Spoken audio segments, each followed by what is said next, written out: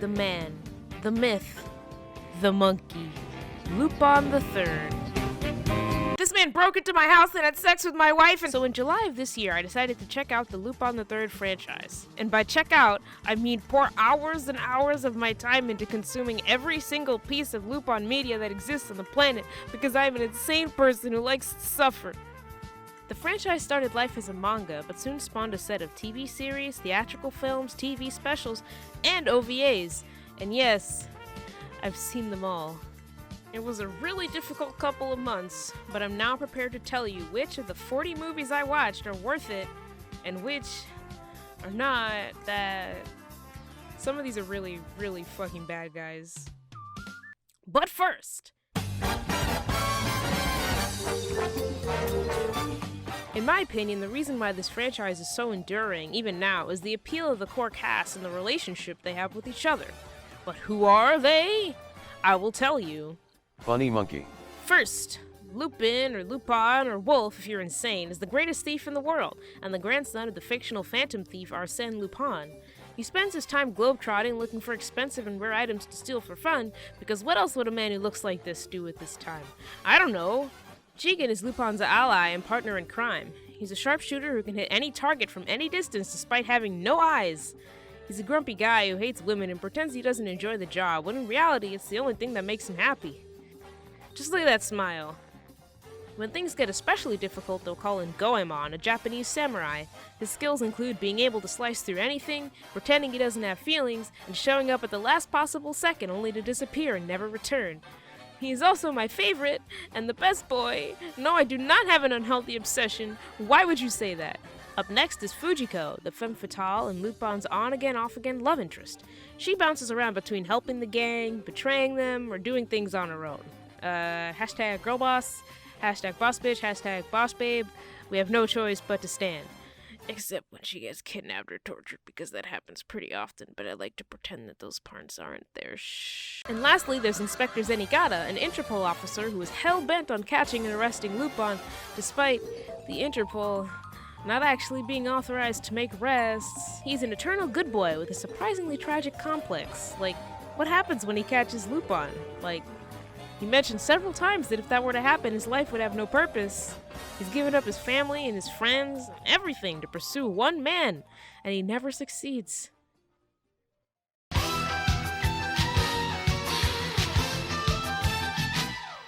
The movies usually play out like Lupin's like, oh man, Jigen, look at this cool treasure, I'm so excited to get the treasure. Jigen's like, Lupin, you freaking idiot.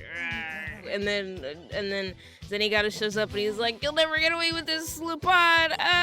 Then Lupin's like, go on, take care of it. And he's like, okay. And then he does the slice, and then they get in a car, and then there's like a car chase that takes up most of the movie and is usually the best part. And then Fujiko shows up out of nowhere and is like, I'm here to take the treasure. And they're like, and then Jigen's like, women. And then that's the movie. Okay, quick disclaimer before I start this. There are 40 of these in total, when in actuality there's 41. There's an OVA called, like, Return of Pikal. I think he's like a villain from part 1. I haven't finished part 1 yet, so I don't really care. And also, by that point, I was so burned out that I just didn't want to bother. And that's all the characters. Let's move on to the movies. Let's go. Secret of Momo. This one's about a weird little raisin man who wants to send his brain into outer space. A pretty strange first movie to have, but a pretty good one nonetheless. Just look at these visuals, like, what? Castle of Cagliostro. The eternal classic. Miyazaki got up, got out of bed, put on his shoes, and said time to change this franchise forever. With a special guest appearance by the clan. Fujiko said, fuck outta here. Legend of the Gold of Babylon. The one with all the blackface. The Fuma Conspiracy. Goemon decides to give holy matrimony a try, only to regret it immediately. This one's excellent, maybe even better than Cagliostro if you ask me. Is it because I'm a Goemon fucker? Maybe. Either way, it's fun from start to finish, with ridiculously impressive animation. Goodbye Lady Liberty. Lupin and Jigen fly the Statue of Liberty out of New York City and into the Grand Canyon. There's a cult there too, why not? The Hemingway Papers. Boy, the papers sure are Hemingway in here. Napoleon's Dictionary. Wacky races, but with even worse animations somehow. From Russia with Love. I don't know, some girl's tits pop out like 5 minutes in, that's all you need to know, I think. Voyage to Danger. The gang steals a nuclear sub from the Soviet Union. Sure. The female NPC character in this one is pretty alright. The movie tries to set her up with Jigen, but we all know that's never gonna happen. Come on! By the way, I forgot to mention that like 90% of these movies have some kind of NPC girl character who is tied to the plot and exists only within a respective movie and nowhere else. They're kind of like those extra characters in Pokemon movies, except they're mostly terrible and boring. Dragon of Doom. Uh-oh, some ninjas are after Goemon's sword, and Lupin's after some treasure from the Titanic. Pretty except for the costume party scene, and that's only like a minute long, so just look at him. In a fursuit, wow. Pursuit of Harumau's treasure. Lupin travels to Europe on the hunt for some stolen World War II treasure. Unfortunately, the Nazis are here too! And what do you know, they're a weird gay stereotype Nazis. My favorite kind. Farewell to Nostradamus. I like this one. Fuck you guys. Alright, this one's kind of a mess. There's a diamond, a kidnapping, a mind control cult, pointless nudity, the Brazilian soccer team, evil VR headsets, it never fucking ends. And yet, the animation is poppin', and I had a fun time with it, so suck it, haters. Secret of the Twilight Gemini. I don't know. It's in Morocco, I guess. Dead or Alive. Mysterious Island, Lady Cop, kinda lame. Isle of Assassins. Lupin and the gang get stuck on an island of assassins. Pretty mature style and tone this time around. Some of this shit from the beginning looks straight out of Ghost in the Shell or something. Pretty cool, I'd say, though. Tokyo Crisis. There's a crisis in Tokyo, and Zenigata is gonna do something about it. Please stop praying for my grandpa. You guys are making him too strong. He broke out of the hospital. The cops can't get him. He's too... The NPC girl for this one is the best of the best. She's got, like, purple hair and psychic powers. We stand. Wacky antics and a plot that I was actually able to follow. The ideal Lupin TV special. The Columbus Files. Fujiko memorizes a map to treasure and then gets amnesia'd. Lupin's kind of a creep in this one. Like, just ditch him, girl, please. He's not worth it. We all know the real romance is between Goemon and Jigen. They do kiss in this one, but that's really the highlight. I think there's not much else worth watching. Missed by $1. Can't remember the plot of this one very well, but I do remember that the gang become fake oil tycoons for some reason. Wow. Alcatraz Connection. There's a sunken treasure somewhere around Alcatraz, and you bet this monkey motherfucker's gonna go find it. There's some cool animation from Hiroyuki Imaishi in the beginning. You can tell because suddenly out of nowhere it looks like Kill la Kill. Also, if you want to see an anime recreation of the Kennedy assassination, this is the one for you. Episode 0, First Contact. だからそのハンバーガーをくれと言ってるんだよ。ハンバーガーって何？ハンバーガーはハンバーガーで。ハンバーガー。Operation, Return the Treasure. Lupin and Jigen's fun road trip around the world to return stolen treasure. Everyone gets their time to shine in this one, so it's pretty fun. Stolen Lupin. I was like instantly bored here. Something about a golden bull? I don't know.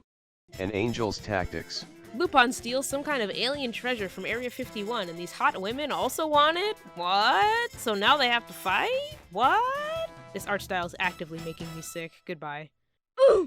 7 Days Rhapsody. Bottom of the barrel. Worst of the worst. There's like some fun dialogue when Fujiko and Goemon team up, but other than that, drop it.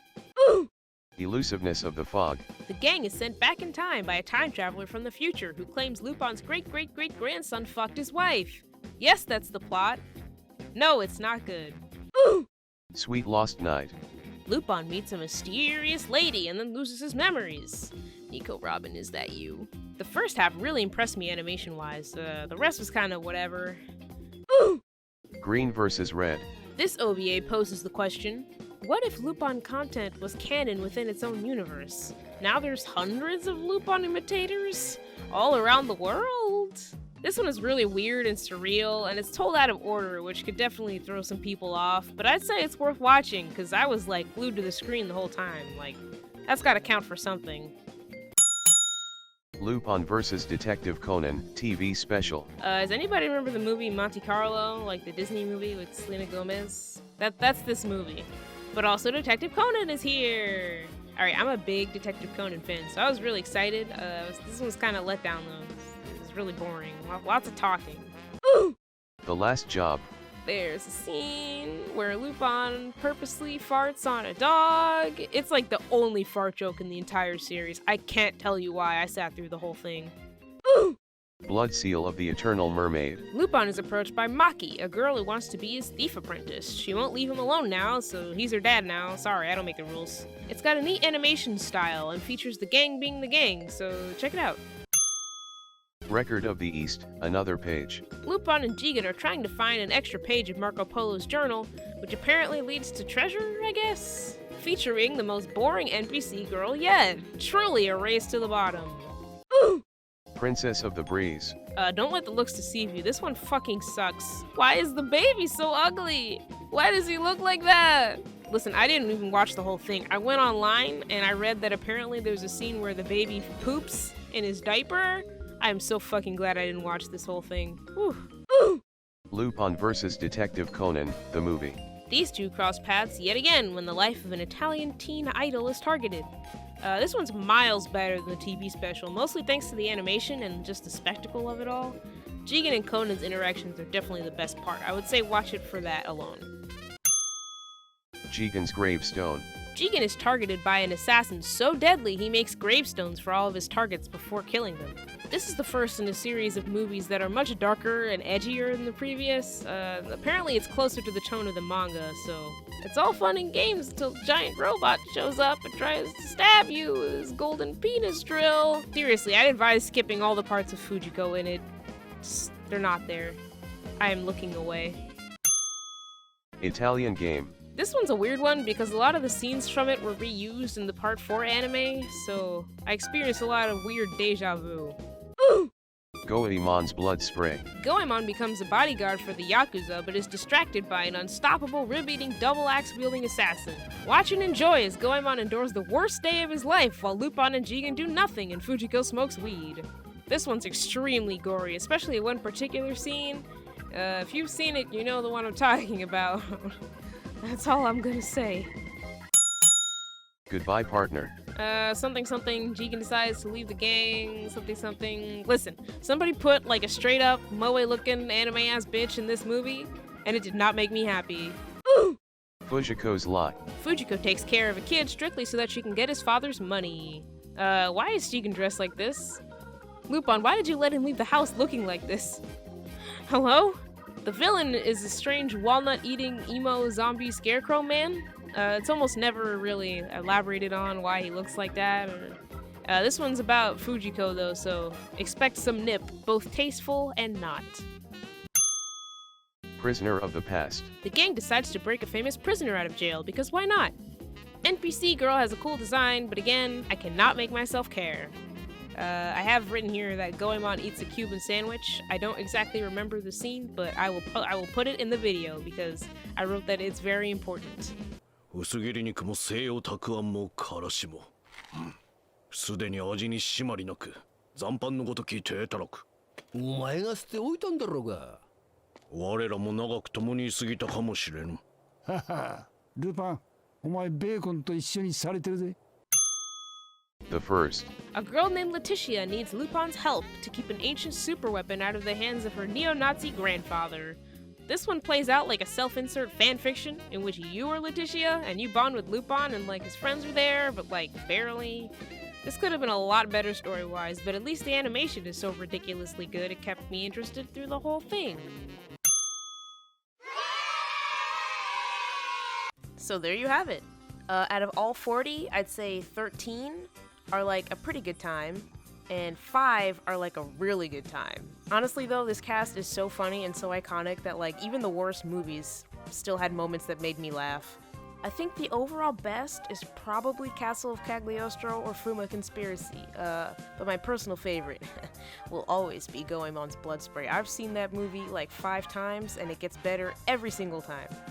As much as I complain, I actually had a really fun time watching these movies and making this video, so I hope you enjoyed it. I love these characters so much, and I can't wait for whatever unusual, weird thing they get up to next. Hopefully it has nothing to do with farting on dogs, because that was fucking wild.